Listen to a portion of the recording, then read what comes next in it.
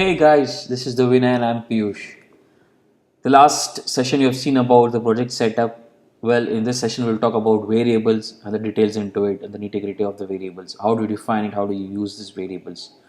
Well, I have an index HTML file with me with the basic HTML tags, HTML5 tag, doc type HTML, then we have title, meta tags, body, etc., closing tags.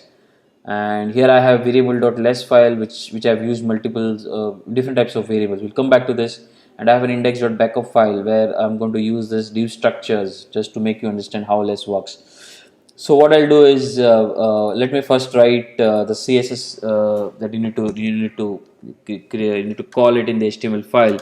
So I'm going to use this as link. Let's say it's going to be style sheet, and let's say href. I'm going to say it as CSS. It's in the CSS folder, and it's going to be variable.less.css file. I'll save this file. I go to index.backup file and I have a body class called bg color. I'll place it here as bg color, and let's say I have a div called bg color 2, and I bring it out here. I'll save this file. Now let us go to variable.less. This is the file which I've made it in the NetBeans itself. As you can see this in the less folder. It's a variable.less file. Now, how do you define variables? Well, variables are defined in less by the prefix @ You need to define as @ and the name of the variable and the value of the variable. Well, variables are nothing but they are the containers which contain a specific value. Now here in less, we have different types. So you can define a variables in different types. Basically, you have with names like as I have defined it as @ color1. The name is and the value of the variable is green. Apart from this, you can also contain a hexadecimal value, that is the hex code for the color. Here also I have an hex code for the color as, and I have defined it as @ variable color3. It can also contain a text variable, a text string. Remember, variable can also contain a text string in less. You define it as @ text variable and colon and in inverted quotes, like the content that you want to specify. Well, as defined, if you know CSS, the basics of CSS, you know how borders are defined. You have a border color, you have a solid, and you have a pixels, the thickness of it. So this variables can also have a multiple value, like I've defined as color3. Well, it will take it from here. I've defined it as a solid. I don't want as dashed or something. I want a solid, and the 5 pixels is just a value that I've defined it.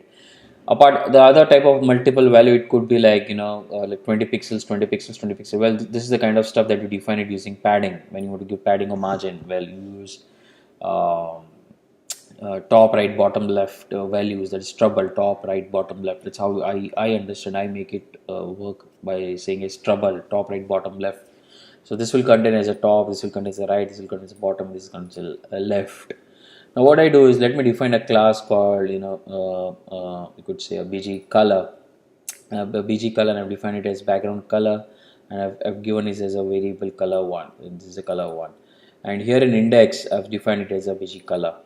I'll just delete this. I don't need as of now. I'll save this file.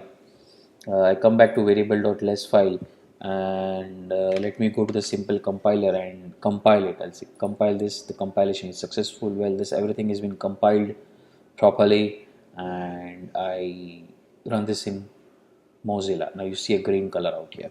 Let's change the value and see if it works or not. So I'll say, let's say I want a blue color, blue. I'll save this file. Now the best part of the the compiler is you don't have to go and say compile again. Well, it takes care automatically. I just have to run this project in NetBeans, and here you see it's been auto compiled with a different color. Let me take the same color as green. I'll save this file. Let's again check it, and here you see this. Now what I'll do is, let's say I have bg color 2 as a background color 2 and a color 2, a variable that I've been calling out here, and I'm using the value as hex code as ff0000. I go to index color. I go to index.backup. I take this bg color 2 as a div. I'll copy it and let's say paste this here. I'll save this file and just say run.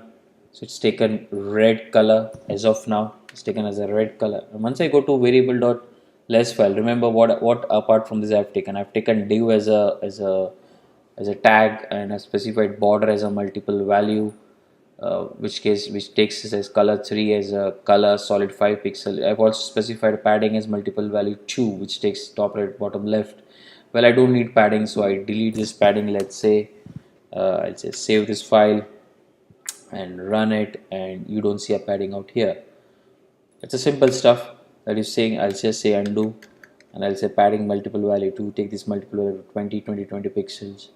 And within this div, let's say I also have called span out here. I've written some text called hello. I have a span out here, and what I've done is I've used a pseudo class after, and I've said use the content as a text variable. So this is the text variable that I have as in hello world, worlds, or you could say hello world,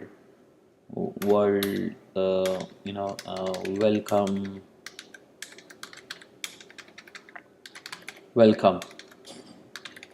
I'll save this file and I just run this, and here you see the text change, hello world, welcome. So well, this is how you define variables. Well, remember once again, variables are different types.